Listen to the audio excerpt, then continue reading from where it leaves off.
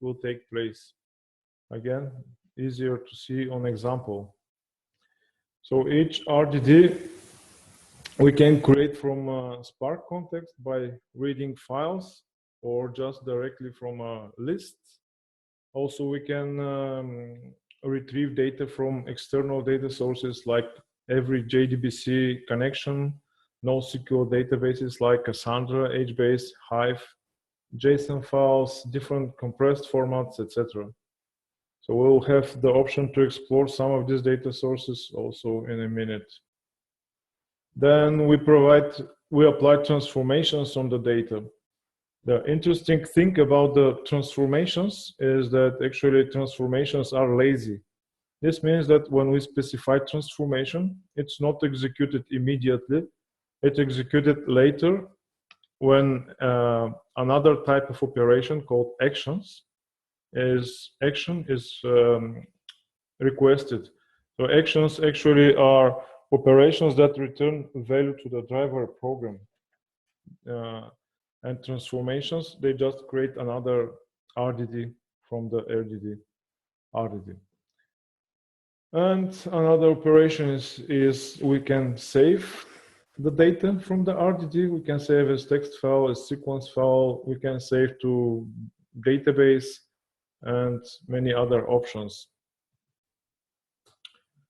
So basically, this is the theory, more or less. I think much of the concepts will become much cleaner and easier to grasp if we do some practical exercises.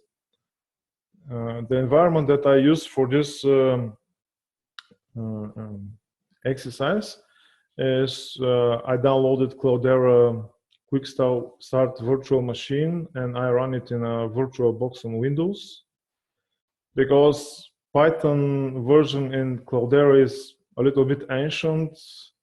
It's I think 2.5, and Spark requires at least 2.7, and I prefer Python 3. That's why I upgraded Python there to Python 3. I also installed Jupyter Notebook. This is a nice framework. You will see it's a very popular way to interact with programming. So it's more like exploratory development. It's not like write a program, compile, run. It's like write a few lines, execute, explore, and your session is still live. And yeah, you can go back, you can do changes, and still you can continue. So this is a very fun and easy way to work. Jupyter is a little bit, yeah, it's already not the most recent framework for interactive development. Recently, Apache Zeppelin was started as a Apache project. It provides a lot of features. It supports many programming languages, and natively it's built for work with Spark. But yeah, it's still in a baby stage, so that's why I don't want to go into it right now. I'll use Jupyter Notebook. And I also installed Apache Spark 2.0.1 in Cloudera, because the Apache version in Cloudera is earlier than 1, and some of the features that I want to demonstrate are in Apache Spark 2. So let's open our Jupyter environment. So I'll create a new notebook here, Python, and because it's connected to Spark, actually I'll have ready Spark context. I don't need to create Spark context for myself. I'll name this, let's say, practice. And we'll start with a simple example with creating RDD and doing the classical word count example. So here I have a data directory where I placed one popular book, Alice in Wonderland. I'll take 2 lines out of it, and Let's just select 2 lines, maybe, or 3. These 3 lines. And we'll create a RDD just by using the parallelize method of the Spark context. So RDD lines is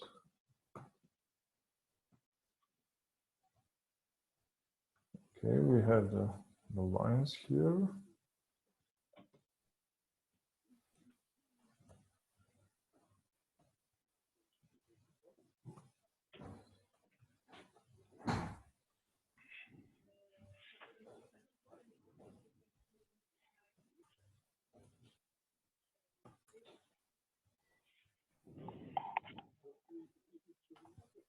As you can see, it's very easy to work with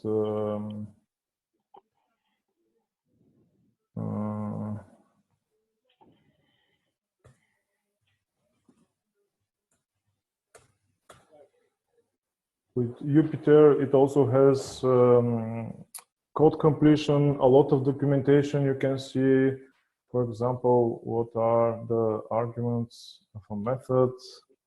Yeah, a lot of features that are very helpful. So let's see what our RDD holds at the moment. We can call the collect method.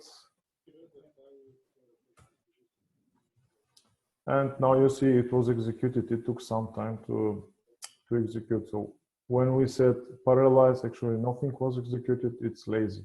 So now our lines are in the RDD. So we can proceed with our word count. To do our word count, we can first clean our text. Here we see some commas, some punctuation signs, so we just want to replace them. So we call map function, and map function takes one argument, which is another function. As I said, we have a functional programming paradigm, so we supply a function that will be executed for each element. In this case, I want to execute a regular expression. So I'll also import the regular expression library. So from a regular expression library, I'll call substitute, and I'll replace everything that is not word character. I'll replace it just with a blank. So I'll call this clean RDD. So now I have our clean lines. And I can again see what happened.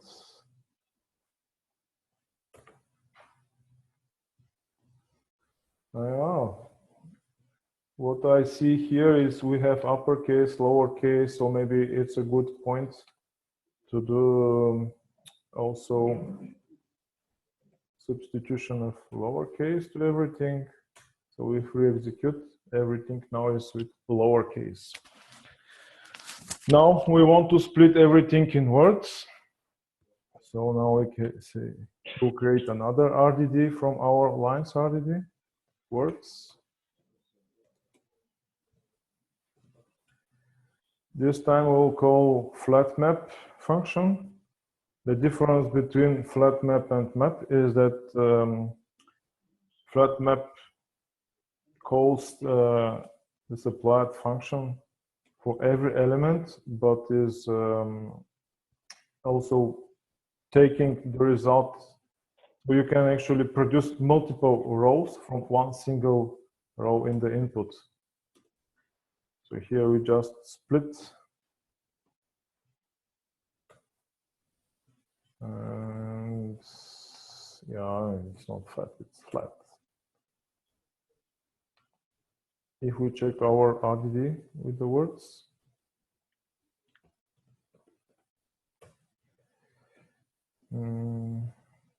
so we've got a good long good long error, which says that our function needs to be invoked, not just specified. So now we see our words. We have a lot of words. And counting, we can use reduce method, or we can just say that we want count by value, and this will give us what we need. Count by value. So this is our word count. We have some words 2 times, 3 times.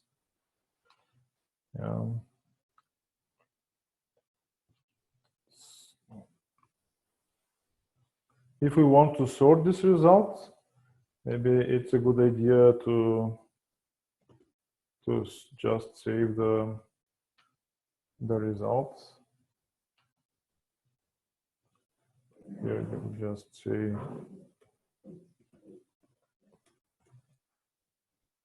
then we can use sort.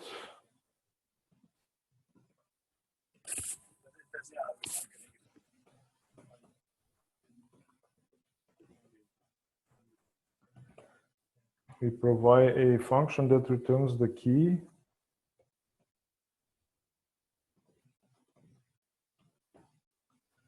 And we want also to do a reverse order.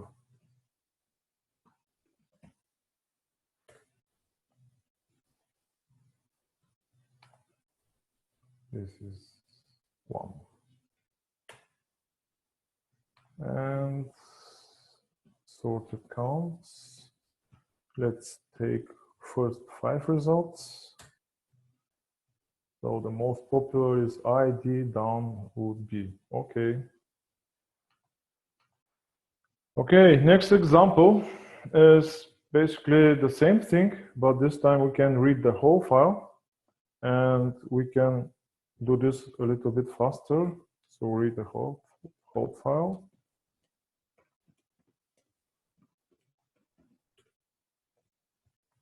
The difference is basically very minor. Instead of parallelize, we just use another method, text file. So my file is in data. This is my source file. I'll quickly copy everything down so we don't waste time. Entering again. So we will clean the lines here.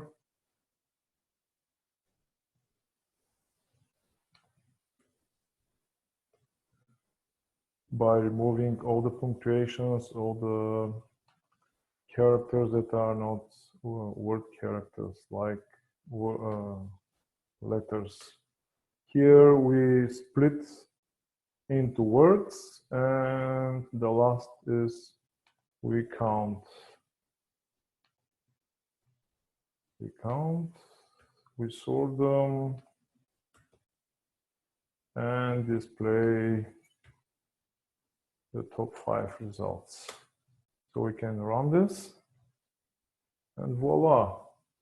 And we can see, as we expect, all the stop words are actually our top words. Okay, we can go a lot longer with this RDD framework, but actually, I think this is not the most interesting way to work with Spark. That's why I'll talk a little bit about the Spark DataFrame API, which goes hand in hand with the SparkSQL, which is much easier to use and much more expressive, and is not requiring that much knowledge of the MapReduce basics.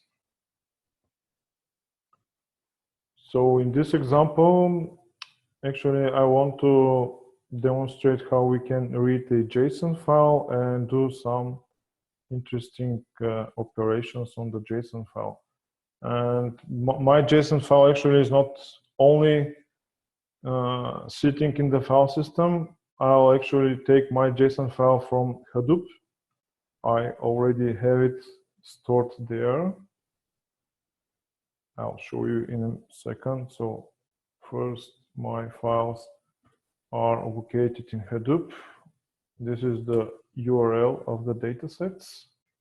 I'll use it later instead of typing it each time. So I'll open the Cloudera. It's 888.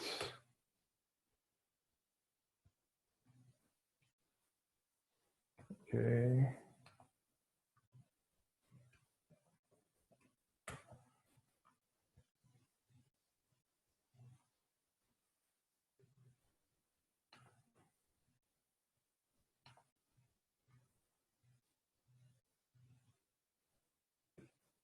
Okay.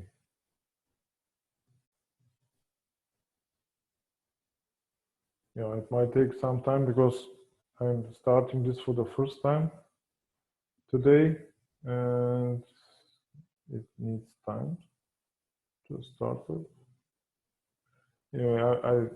Yeah, this is my file system in the Hadoop in HDFS. So here are the datasets. So this is the URL pointing exactly to this location, to datasets.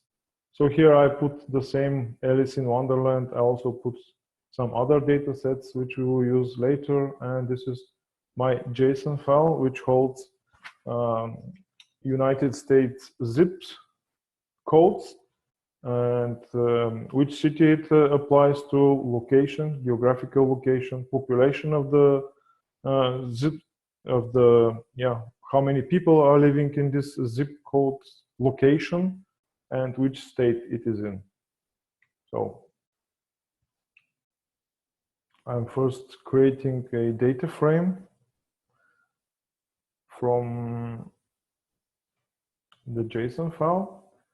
So with Spark 2.0, the focus shifted from Spark context to Spark session. So now I'm using Spark session to create the data frames and to interact with SparkSQL.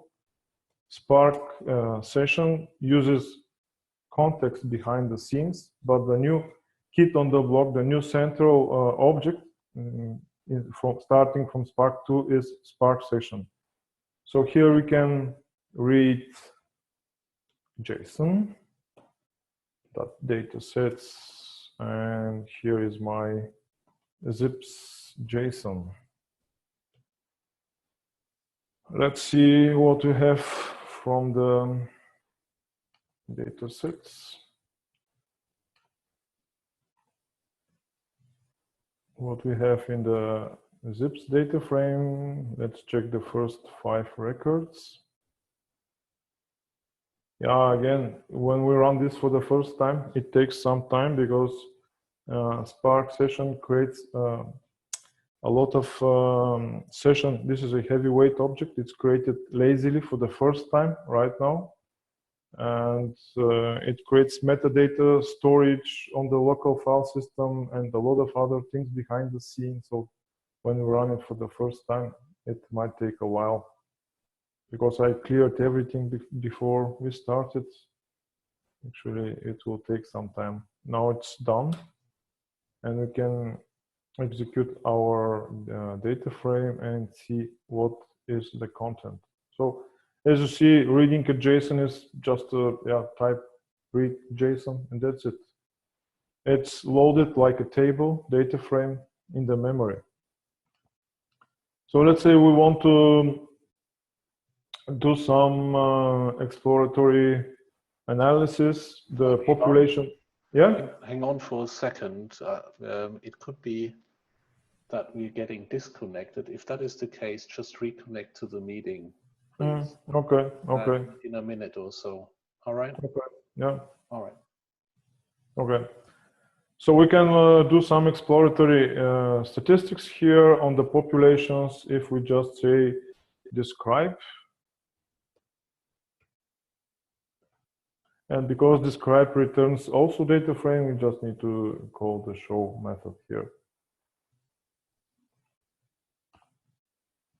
Yeah, so we can see how many rows we have. We can see the mean value of the populations. the population and the standard deviation, as well as minimum value and the maximal value. Okay, so I wanted to do some other stuff here. Let's create another data frame, which is for each state. So we just group by state. Here we can aggregate by state and sum all the population from the state. We want also to order by.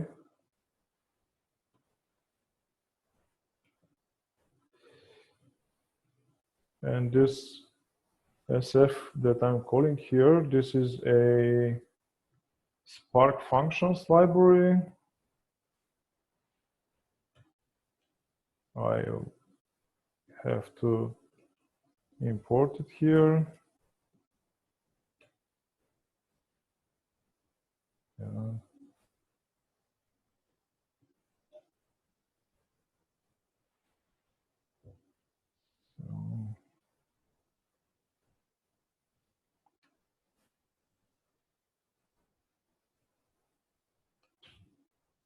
I want to actually alias this as a hop and then do the order by.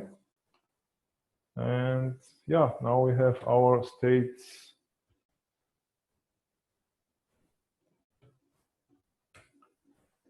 data frame.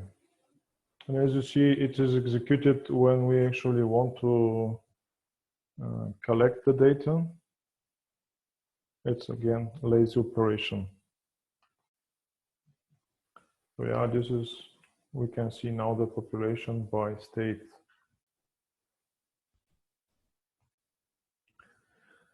From this data, we can do a lot of exercises. We can chart it, we can export it, we can also convert to pandas.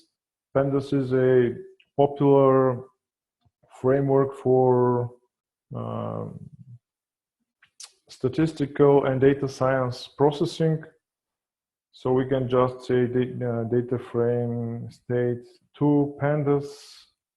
And yeah, that's something that most of the data scientists know what to do with. But it's different from data frame because it's actually sitting only in the local memory. Yeah, so this is about JSON. I want to show you also one new thing that is related to Spark, and not only Spark, but also it became very popular recently. These are the Parquet files. Parquet is a file format for storing data in a columnar manner. It also provides a run length encoding, so it's much more efficient than traditional text files or any other files. So let's do some simple tests on the Parquet files. On Hadoop, I actually have one data set, which is a popular movie lens data set, which is collected data from movie ratings provided by visitors to the group lens website. I also exported the same data from CSV format to Parquet format, so I'll easily access it from Hadoop. I'll not do this right now. I have already done this. So let's first read our data from CSV file, and then from Parquet files. To measure the time, I'll use the embedded timeit function. This is a function in IPython notebook, in the Jupyter notebook, which actually says this cell here will be executed in a loop, one loop, and 2 times. This will be repeated 2 times. So I run this. And ML datasets. This is something that I didn't specify. This is ML latest, and this is datasets.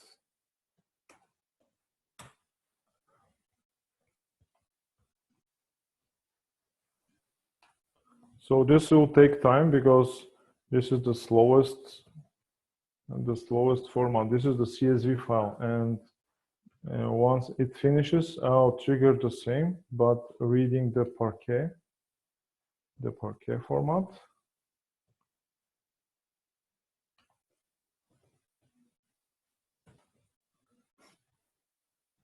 So let's give it a little time to finish.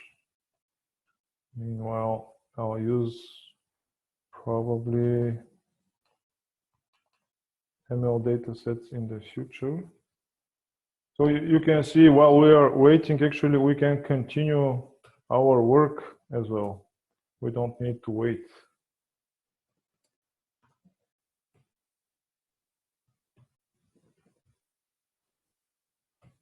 So I'll specify this as a configuration variable. So I can easily specify other formats, other files.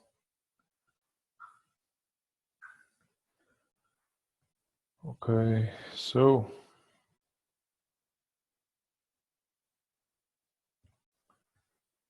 we can also check what Spark is doing at the moment.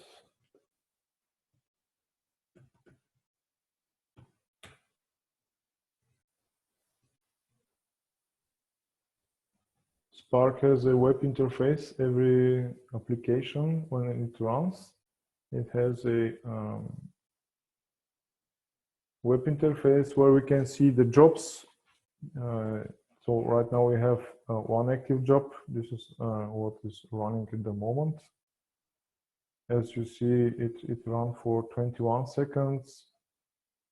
It has 5 tasks. 1 task has finished out of 5. We can also see the a cyclic graph, directed a cyclic graph of tasks and stages. Here, you can also see executors that are running. I have only one executor because on my virtual machine I provided only one CPU. I could have defined more, but yeah, I need more powerful machine probably for this exercise to define more. And we can see stages. Stage is a concept in the processing of the Spark. I'll not go into much details right now because it's not important for our discussion. Okay.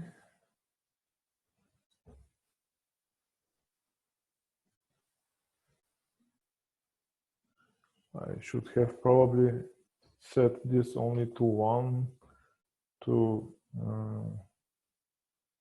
save some time. So how is it going? I mean, is everybody following? If you have questions, maybe it's now a good time to ask.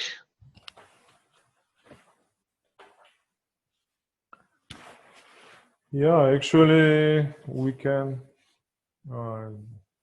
answer questions. Hi, it's Vasti here. Hi. I have a question regarding the SQL API that we are using in here. It seems that it's not similar to what we are used to in different databases. So is it like the syntax would be like this, or can we use more familiar syntax that we use in the other databases? Okay, this is actually the next topic. This is the SQL. So far, I'm showing the DataFrame API. DataFrame API, you can do everything that you can do with SQL, but in an object-oriented method. So you have methods, you specify group by, count, join, union, everything that you can do with SQL, you can do by using the procedural interface. Just in a minute, I'll show how we can achieve the same, but using the SQL interface. So now our job finished, and we can see that the ratings file was read for 2 minutes. And you can see also that the same Parquet file, the same amount of data, is read for 1 second. So it's something like 60 times faster, actually 100 times faster. Okay. Yeah, the SQL, I'll show it in a minute. Actually, this is the next topic. And if you want, we can have a short break, or we can just jump to the SQL. Just let me know what you prefer. Or I would prefer a break. Let's grab some coffee or something. Sorry? Yeah, I didn't hear you very well, so I take this for let's continue. Okay, basically I was saying that let's take a break. But Okay, guys, let's take a 2 minutes break. So I think, Ivan, you also need to drink at least a little bit water, not to be dehydrated after the meeting. I want to keep you alive here. Just a 2 minutes break, and then we continue. Yeah, okay. 2 minutes. Okay.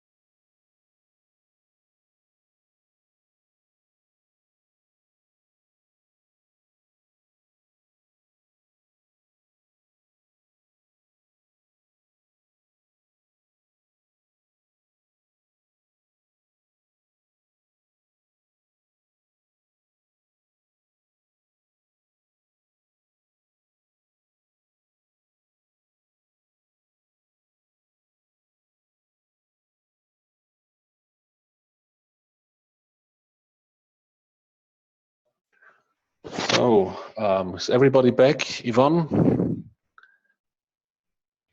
Yes. Okay, just a note. We will publish this Jupyter workbook on GitHub most likely, so you can see what we were doing here or what Ivan was doing all the time. I think that is better for you to basically recap what we've done. But Ivan, please continue. Yeah.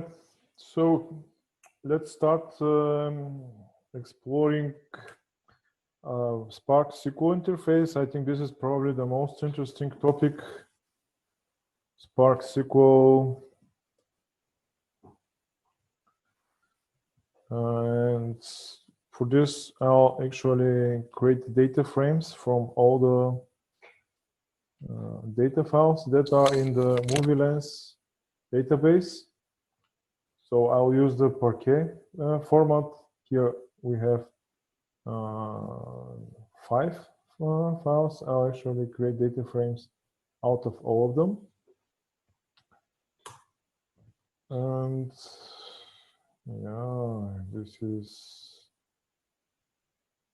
let's see, always the error is in the at the end. So if you are looking for the error is at the end. So here is my error. It's actually not good that I keep it this way. I need to execute this cell to get the proper configuration. And now I have loaded my 4 data files. They are in Parquet formats. I'll use Parquet formats. It will much faster and everything will start flying. For the first step, I'll create a view from each of it. So I'll register all this as views and I'll name them. So movies, ratings, tags, and scores. This will allow me to apply SQL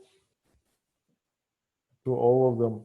In the movie lens database, there is a tags and scores data, which is actually providing information how close specific movie is to provided set of tags. For example, this is a cartoon, this is a action movie, it's a family, or yeah, something. You will see some example just in a minute. So I'll register all of them. I'll call this genome tags, df scores.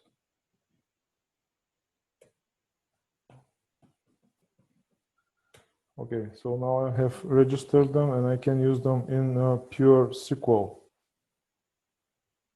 For example, I can type Spark SQL and select star from movies. And this will return a data frame. That's why I'll use show. I'll just take the first 5 results out of it. And yeah, here are my 5 results. To demonstrate how SparkSQL is working, I'll create a simple recommendation engine from the data that I have from the movie lens and with a little SQL statements. So my favorite movie is Shrek, and I want to get movies that are similar to Shrek. So that's why I want to see what is the movie ID of Shrek. So here I'll say, give me all the movies that are called Shrek something. Are you missing the where clause? Of course. You're faster than, yeah, than Spark. me. Where title like. Okay, so here's my Shrek movie. It has ID 4306. Yeah, and I can check what actually are the tags that are associated with this movie. To speed this a little bit, I'll copy paste the SQL. So here I join the tags and scores for Shrek, so I can see what actually I have defined. So you can see I have defined tag 007. So this is Shrek is considered to be 007, agent 007. It's also some strange tags, but they are with low relevancy. So this actually gives me a good clue what my analysis should use. We should actually filter out tags with lower relevancy. So for easier analysis, I can also register Shrek tags as a view.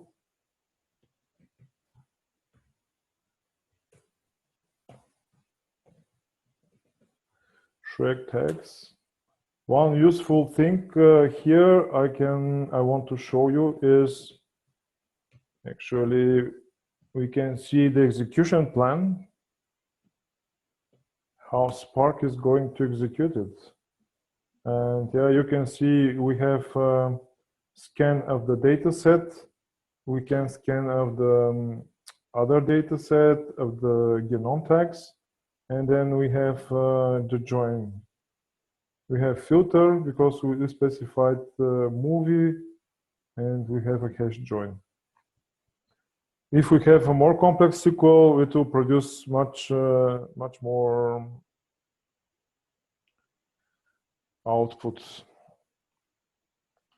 So let's now ask our SQL engine to give us movie with similar tags. Again, I'm doing copy paste not to show you how quickly I can type.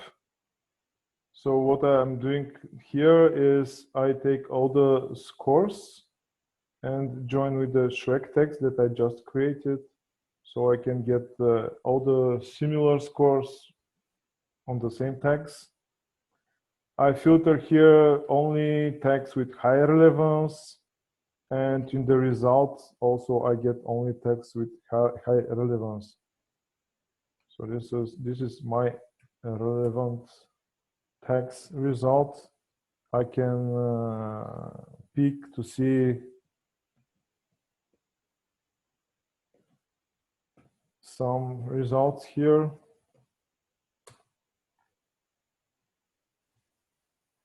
I also joined to movie table, to movie data, to see the movie titles, and to text to be able to see what actually the tag is saying.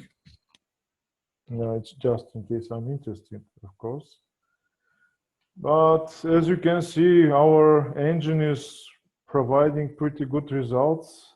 So it recommends that we go and watch Toy Story, Jumanji, and other interesting movies that are more or less close to Shrek.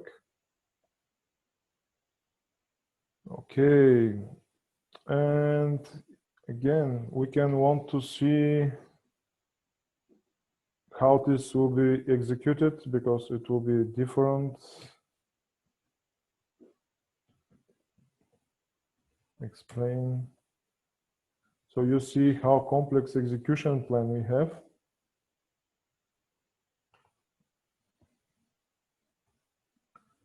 If we want to speed up computations, we can cache also the data frames.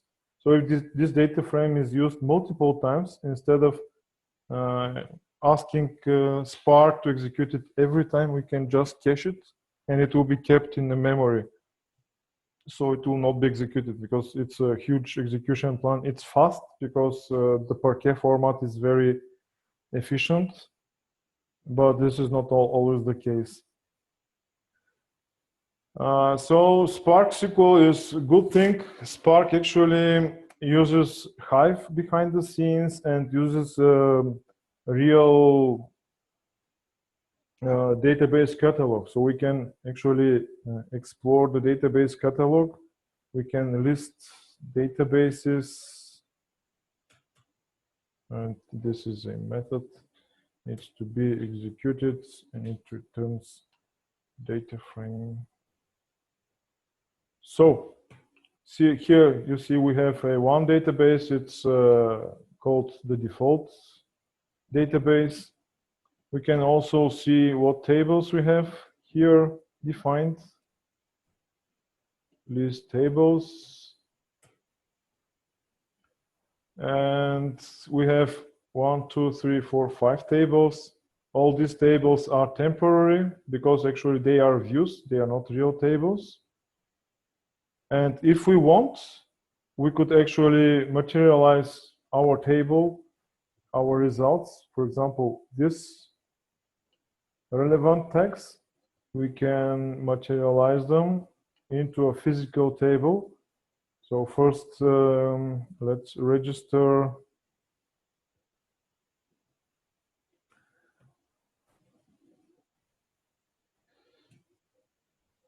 the view, and then we can create we can just call our familiar create table.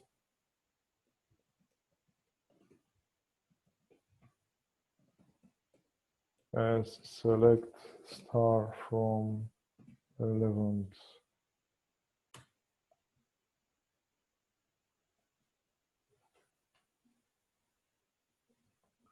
As you see, it takes time because it is being executed again from the very beginning. All this execution plan is executed. If we cached it, it would take just a second. And once it finishes, I want just to see the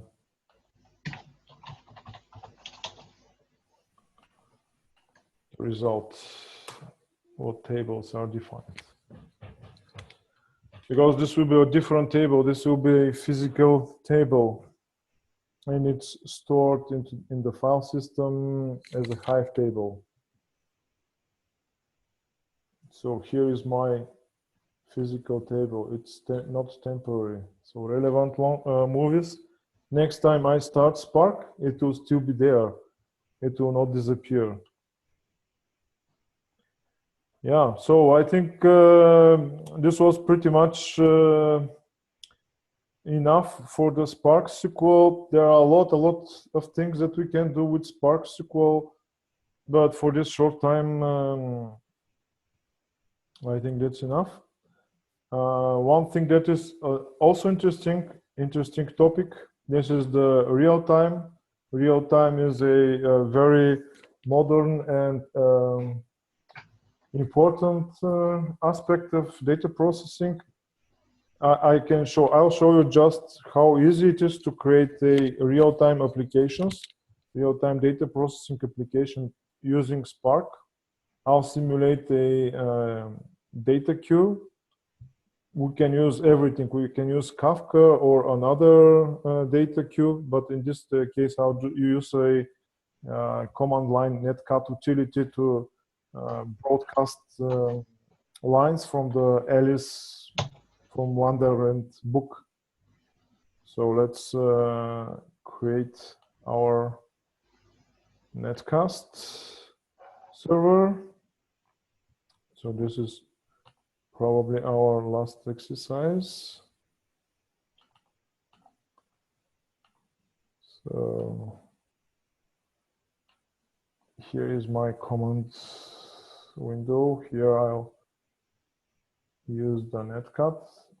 Yeah, I can do this under Windows as well. So I'll say netcat, listen to port 999. I want also that lines are emitted 1 line per second. That's why I'm specifying this option I, and reading the Alice book. Okay, here is my netcat server. I need also another command line, command prompt or console, where actually I'll execute my Spark application, because I cannot run Spark application in Jupyter Notebook. It's running forever. I need to kill the Jupyter Notebook server to stop the application. So instead of running in the Jupyter, I'll just create a real application. So this will be my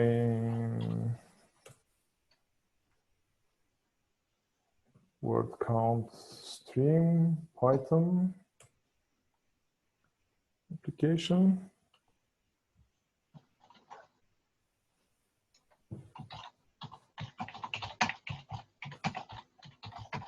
So I'll not waste your time to type all the code manually. I'll just paste it here and I'll explain what each line is doing. So here at the beginning, we are importing the Spark context, the regular expression that we're going to use for cleaning up the lines. This is something that we already did, because we are not using Spark Python. We are using Spark application. We need to create Spark context manually. Before it was provided for us, now we need to create it manually. So I'll specify application name here, and I can see this application in the Spark UI later on. These two lines are not required, but they are important. Just a second.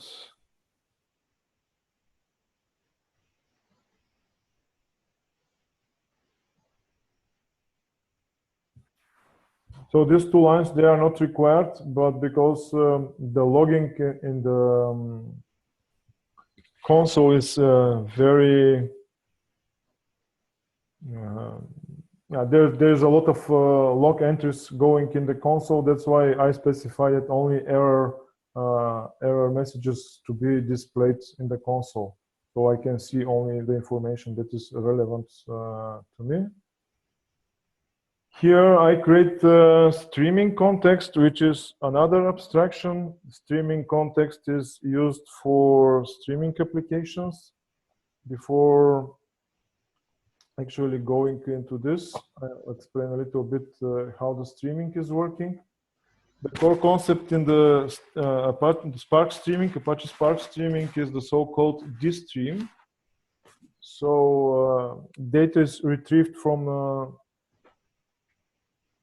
data is retrieved in micro batches from the source, and each micro batch creates RDD, single RDD, and there is a big batch. The big batch is what actually we specify when we create the context. So we create a context, streaming context, and we say we want that our batch is executed every 2 seconds.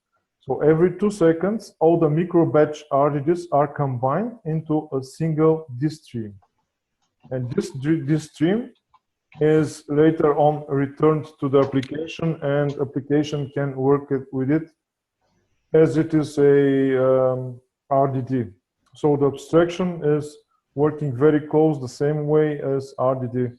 It's dstream, but behind the scenes, we have multiple RDDs. So here, I create a connection. From the streaming context, I'll specify the host name. This is my local host, and the port 9999, and it returns a dstream. Then I specify what needs to happen with the dstream, and it's the same what we already did with the word count application. This is cleaning up the line, removing all the non-word characters, replacing with space, and split the words. Then we will count using count by value methods and sort and display the results to the console. So this is a pretty simple application, and let's see how it works. First, I need to start my server. Here, Spark.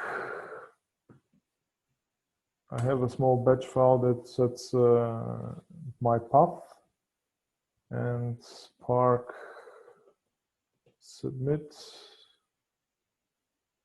is what is executed. So with Spark submit, we actually submit Spark applications.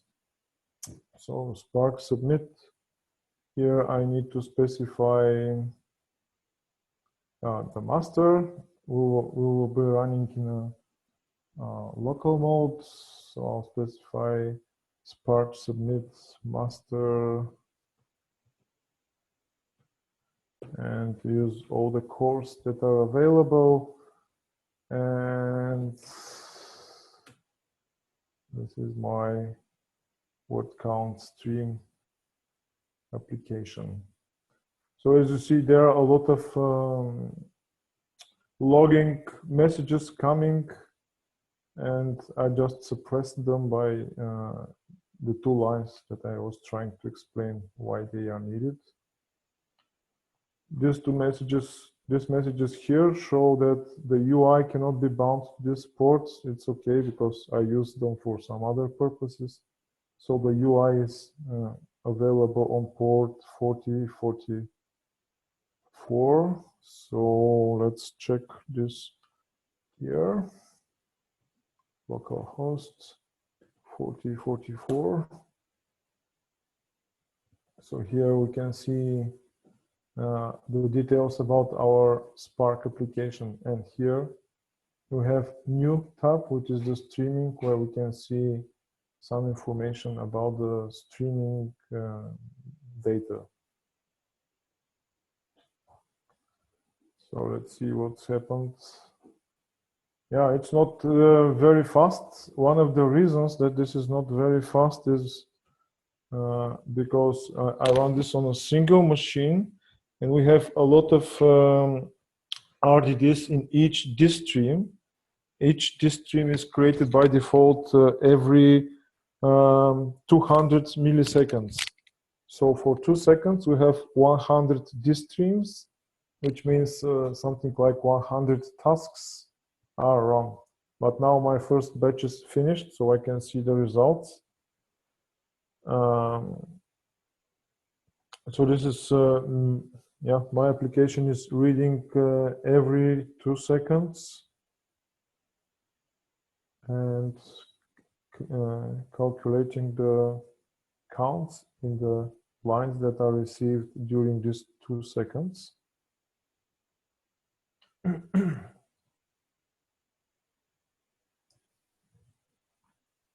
So while this is running, we can maybe prepare the next example, which is almost the same, but is building on the concept of the window processing.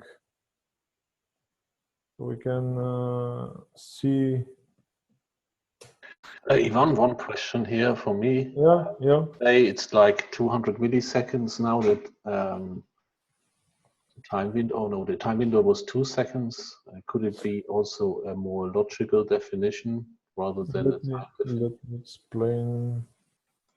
So this is, so one disk stream is created every 2 seconds, and it contains RDDs that are created every 200 milliseconds.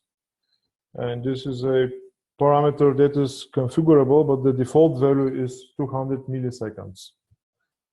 And you can see here our output is every 2 seconds. So this is our batch interval. It's every 2 seconds. We calculate what have been received by the disk stream in these 2 seconds and show the results. Okay? But it's only time-based. There is no logical grouping possibility that you say. Logical, I don't understand what you mean under logical.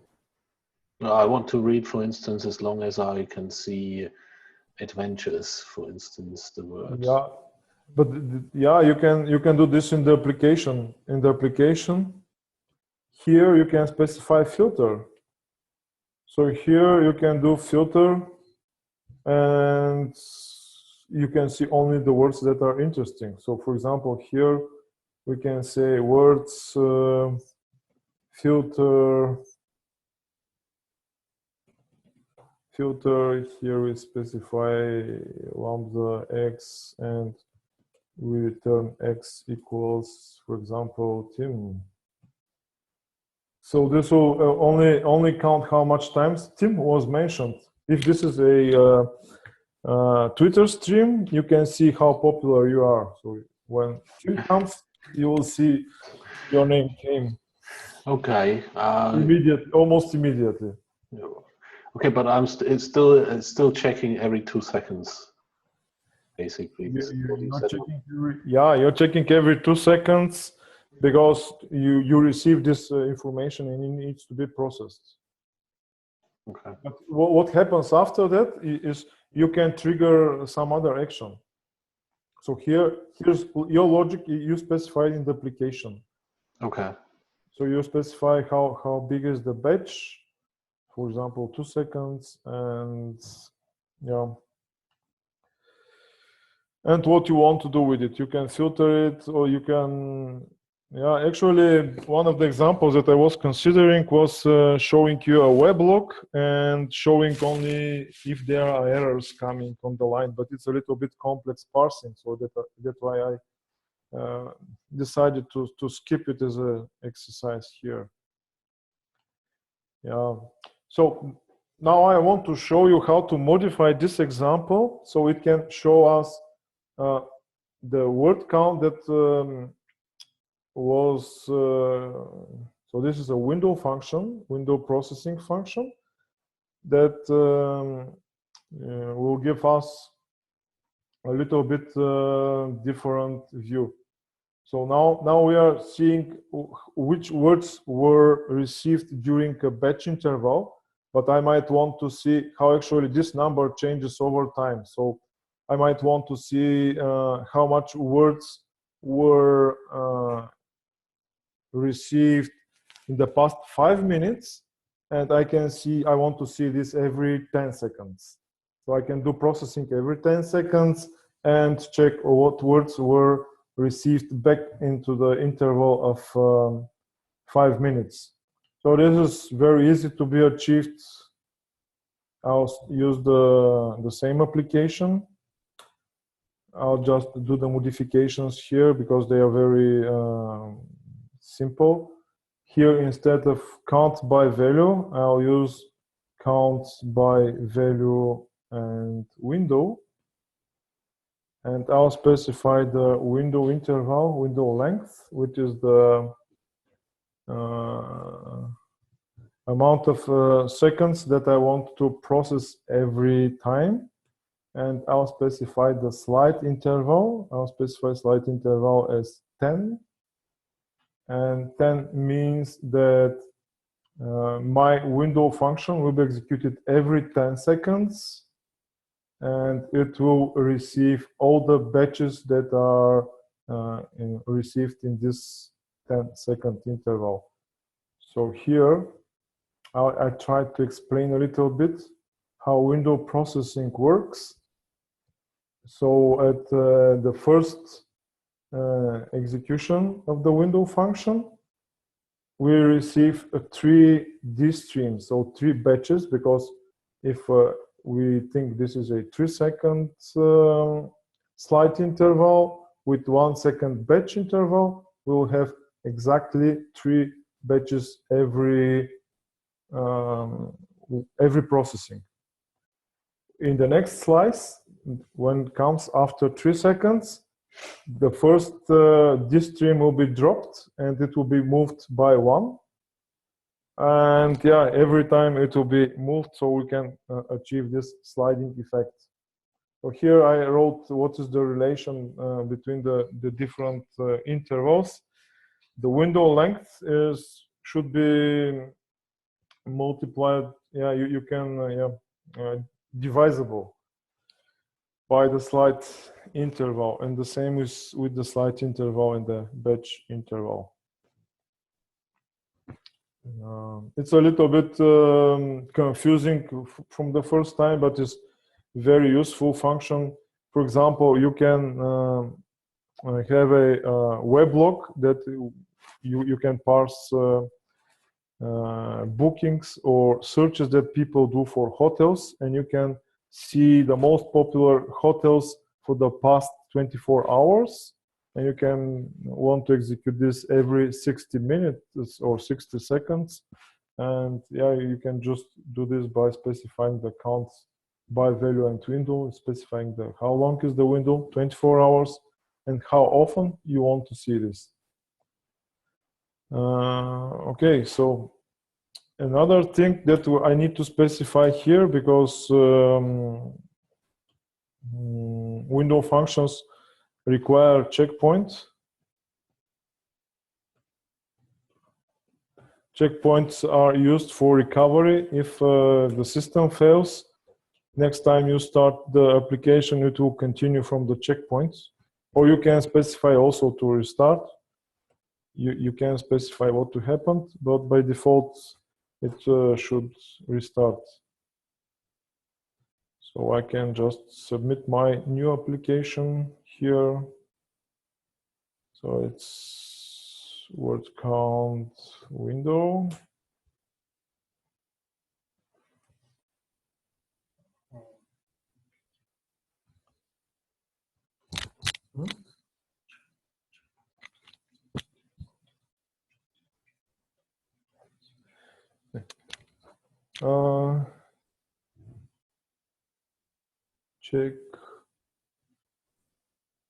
Checkpoint.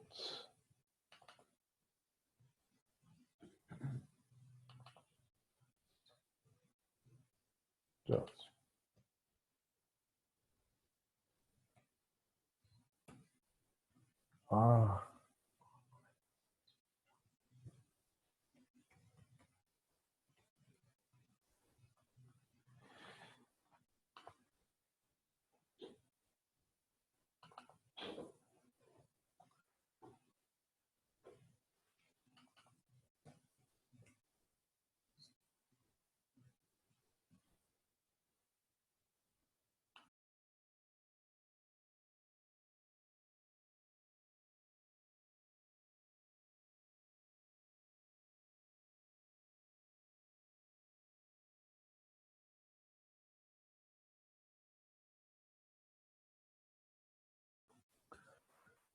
Okay, so it's better to define first the object to create the streaming context before using it.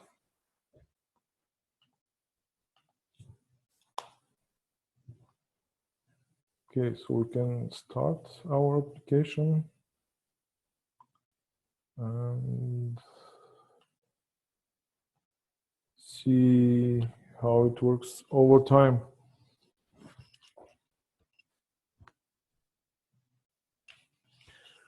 Yeah, again, to have this in real applications, you need to actually have a lot of processing power because it's split in multiple partitions.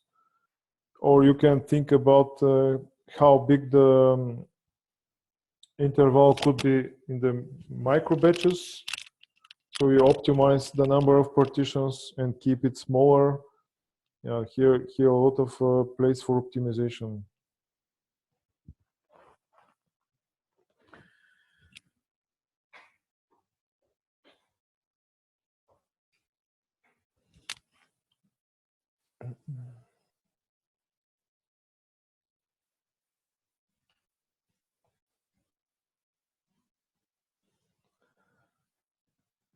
Also, you can consider what operations you do online. So you can actually keep your processing small. Here, I didn't do this very carefully. I specified a few operations that require reshuffling, 2 operations, and with multiple partitions, it is, of course, taking time.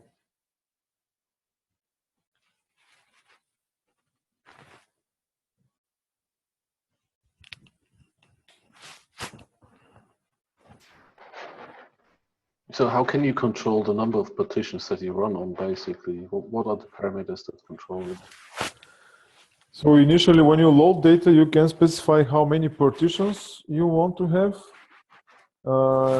So it depends on the case. In this case, yeah, actually you can specify how many partitions you want to use. But in the case, in the window processing, it's not only the partitions, it's also the number of disk streams. Each disk stream multiplied by the number of partitions is creating that number of tasks. So you have to execute, if you have 4 partitions and you have 5 disk streams per second, this means 20 tasks needs to be executed every, to complete every batch. So you need to make it simple. You can specify bigger discretion interval, bigger micro batch interval. So we can have a small number of disk streams and this way you can keep it smaller, more manageable. Okay, and of course, in this case, I specified 10 seconds slide window, so it takes 10 seconds between processings.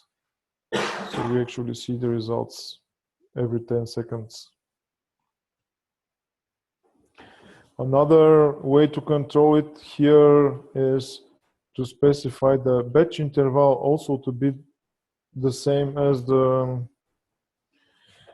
slide interval, so avoiding multiple disk streams in a single window processing. So there are a lot of parameters, a lot of good practices to be followed to optimize the performance. So it's not fully automatic. Okay, yeah, thanks. Number of partitions also depends on the number of processing nodes, but is not always the same number. You can have 3 processing nodes and 10 partitions or 100 partitions. So it's not the same as DataStage. It's a little bit different concept. Not a little, it's different concept. So yeah, this is actually what we can see now. We can see how the number of the words is changing over the time. Every processing shows increase in the stop words as expected, of course. I think we can stop already this job. It also works a little bit slowly because my computer is busy with, I don't know why this web meeting is taking so many resources, and of the little resources are left. Maybe if I run it under Linux would be better. But yeah, this was only for illustrative purposes. So basically this were most of the examples that I wanted to share with you. We can probably do some discussion if you like. Some topics that we didn't touch are like machine learning. We even didn't scratch the surface of machine learning. Spark has a very rich machine learning library with a lot of algorithms already built in. It has also the graph processing library. We couldn't discuss it here. It requires a lot of discussion. Spark is unit testing friendly. We hadn't had time to show it here, but is one topic that is not so easy doable in traditional data processing frameworks. So here it's native for the languages that you use. Every language that you use have native tools for unit testing, and they can be easily applied. Spark also provides a lot of monitoring tools. So this is another topic that is also interesting for real-life production applications. And we couldn't also show most of the sources that are coming out of the box, like NoSQL databases, JDBC, but basically all these are available. So this is topics for maybe future talk or exploration. Oh yeah, these are just things that we need to know are there. Yeah, so questions maybe or discussion? Yeah, thank you very much, Ivan. It was a great demo. I think we covered the most critical topics definitely in Spark, and it's still an introduction after all. But if you have questions, I think we still have some time left. So please go ahead. If there are no questions, we'll finish up the call. I have one question. How much data is being processed right now in terms of, say, MBs, or how many MB of data are we processing in this example? So this the real-time example, it's not much. It's actually small, but other examples that I run, they are not that small. I can show you the amount of data we have. Yeah, I just want to make an observation that I've also tried to install a few sandboxes of different clusters, and in my experience, they perform really slow. Then are they able to perform well in a real life situation, or are they as slow as this? Do they require a high investment in lots of hardware, more than it would be needed otherwise? This is a very good question, and yeah, it's a topic that usually comes because it's a little bit yeah, caused by the way Hadoop is used or the cluster are used. Spark helps a lot in this regard. You can see here in the ratings table we have 24 million records. In the movies we have 40,000, and in others we have tags. We have 1,000. So we actually do join of all of these tables one to one, and this takes milliseconds. So you can see that this is a extremely good performance, and it is running in a virtual box machine in a Cloudera. To be honest, this example that I just showed with the real-time processing with the streaming, it works much better in the virtual machine, but today morning it worked also well under Windows. So Linux, even under virtual box machine, works much better. And so this also is important. But here you can see it works really well. I can show you the virtual machine is right here. This is our virtual machine, Cloudera. Here is the Spark started the notebook server, and yeah, it works very well. I think it's pretty much fast. You cannot experience significant delays. You saw the delay. The big delay was when we read the CSV file. It took a while, but the CSV file is not small. The CSV file, let's see how big is the ratings. It's 600 megabytes. Ah, okay. That's why it took 50 seconds.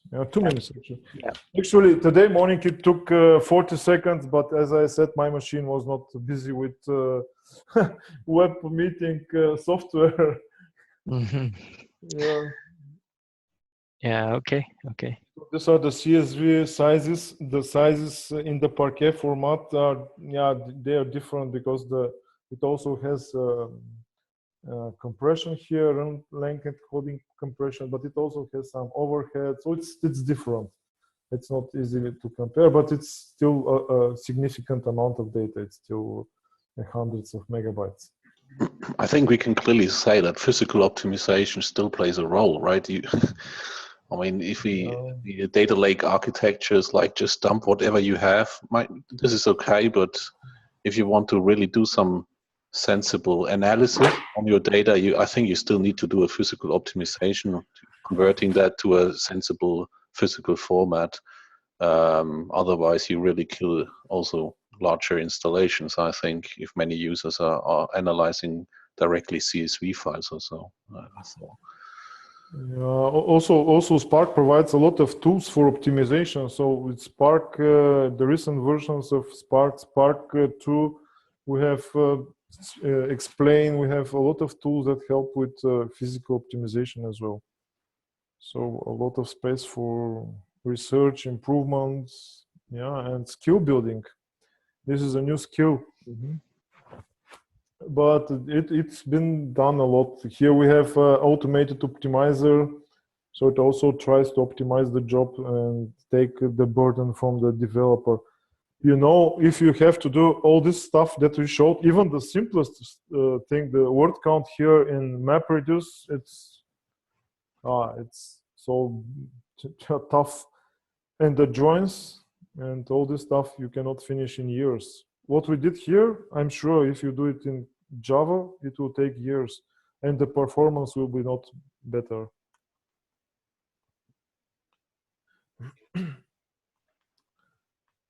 And Spark, I think, is a great improvement. A few years ago, we used Pig and Hive mostly to do abstraction on top of MapReduce, but Spark is providing a much better framework for execution. Yeah, Pig was also compiled to MapReduce jobs, but it was not that rich API. It was not that optimized. And I'm very happy with Spark nowadays. Okay, further questions? I think we can take the last question. Yeah. Just one quick question about zip files. Do you have some, what do you think about this? Is the same speed or compared to, because compressed files, yes. Yeah, compressed files, you can actually process them directly. The problem with compressed files, you know, this is they need to be streamed. So if you have a text file, it can be split in splits the same way as Hadoop reads it, as Hadoop does it by default in a 64 megabytes block size. You cannot do this for zips because they are compressed in a stream manner. So it's, of course, degrading the performance. But after that, everything else is the same. So the zip unpacking is transparent and very, very fast also. Well, sounds good. Thanks. Yeah. You don't need to specify external filter as we do in DataStage. So you have also built-in decompressors here. And if you are also smart enough, you can create your own reader. So yeah, this is one important thing about Spark.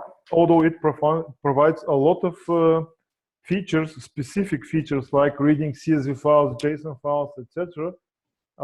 Its intention was not like that. Its intention is actually to provide a good basic framework so we can create your own readers. So it actually just provides the most frequently used readers, and you can define your own readers by using Scala, Java. Python, I think, is not that good for this, but you can write in Scala or Java if you have some weird format. But most of the formats are already covered. Yeah. Yeah, thanks. Okay, if there is no further question, are there any questions? Then thank you so much for participating. I think it was a very good introduction, and I saw it also in the chat that people definitely liked it, but they had to leave for other meetings. So I think, thank you very much, Ivan. It was a great thing to have that, and hopefully everybody on this call now understands a little bit of Spark at least. Yeah, thank you. Yeah, thank you very much. It was a very informative session. Thank you, Ivan and Tim. Thank you, guys. Bye. Thank you, guys. Thank you very much. Bye-bye. Bye. Bye-bye.